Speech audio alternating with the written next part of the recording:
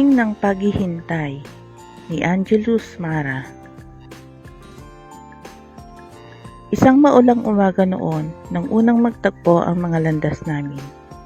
Nakaatas ako para tulungan sila ng kanyang mga kagrupo na mga apostoles na maglibot sa lugar namin. Hindi ko inaakalang ng oras na iyon, ang simpleng pagtatagpo ng aming mga tingin ang siyang magiging dahilan para mabigyan ulit ng kulay ang aking buhay. Sa halos 2 dekada ng aking buhay, akala ko ako na ang pinakamalas at malungkot na nilalang sa mundo. Dahil sa mga masasaklap na karanasan, pinangako kong hinding-hindi na ulit ako tatanggap ng mga taong susupok na pumasok sa buhay ko. Kilala ako bilang maldita na babae na walang kontrol sa sarili at walang pakialam sa mundo. Totoo naman, bago ko makilala si Jaren, masasabi ko talagang literal na magulo ang buhay ko. Gasgas man kung papakinggan, ngunit siya ang naging dahilan para magbago ito. Pagkatapos ng pagtatagpo yun, nasundan pa hanggang sa dumating ang puntong pareho kaming nahulog sa isa't isa. Ngunit, hindi agad kami sumugal sa pag-ibig. May pangako kasi siya sa kanyang sarili na magtatapos muna ng pag-aaral bago muling sumugal sa pagmamahal. Habang ako, heto ay piniling maghintay sa kanya. Napahinto ako sa paglalakad nang maramdaman kong may isinuot si Jaren sa aking daliri. Automatic pong napasinghap ako sa gulat nang mapagtantong isinuot niya ang kanyang singsing sa akin. Ang una at alam kong matagal na niyang singsing. Bakit? Anong ibig sabihin nito? Teka, seryoso ka? Utal kong tanong sa kanya. Sinagot niya lang ako ng isang matamis na ngiti, saka pinagsiklop ulit ang aming mga kamay at nagpatuloy sa paglalakad. Ilang minuto kaming natahimik habang naglalakad papauwi. Tanging ang mahihinang pag-ihip ng hangin at huni ng mga insekto sa paligid ang maririnig. Ang sinag na bilugang buwan ang siyang naging ilaw namin sa madilim na daan. Bakit mo binibigay sa akin to? Nagtataka pa rin tanong ko. Ramdamang hindi maaalis na kunot ng aking mga noo. Alam ko kung gaano ka-importante ito sa kanya. Nakita ko nang isinuot niya ito nung una pa kaming magkita.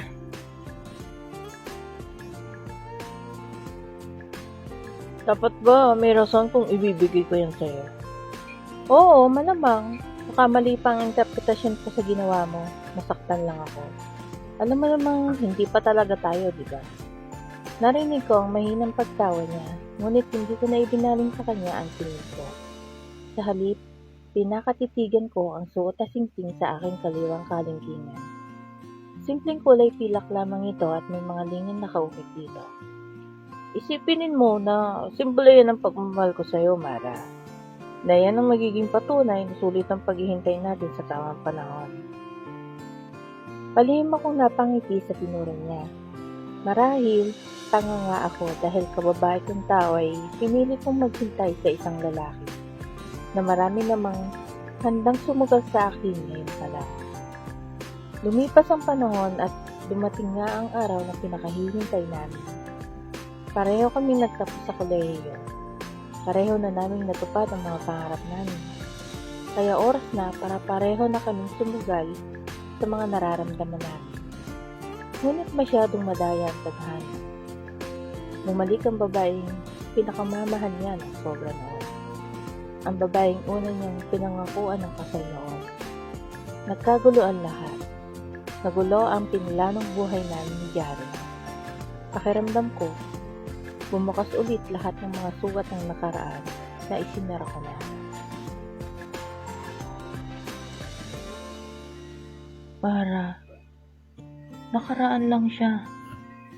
Nakaraan? Eh bakit nangyari yun? Garalgal ang boses kong tanong ko sa kanya. Nasaksihan mismo ng dalawa kong mata. Ang masakit lang doon, alam kong hindi niya ginusto at wala siyang nagawa dahil nawalan siya ng malay. Hindi ko alam kung anong gagawin. Hindi matanggap ng utak ko na nakitang inaangkin siya ng ibang babae. Para, patawad. Hindi ko alam mo ano na mangyayari. Hindi ko ginusto yung Lara. Ikaw, mahal ko. Nakaraan lang siya sa akin. Sinubukan niyang abutin ang mga kamay ko pero mabilis ko itong iniwas.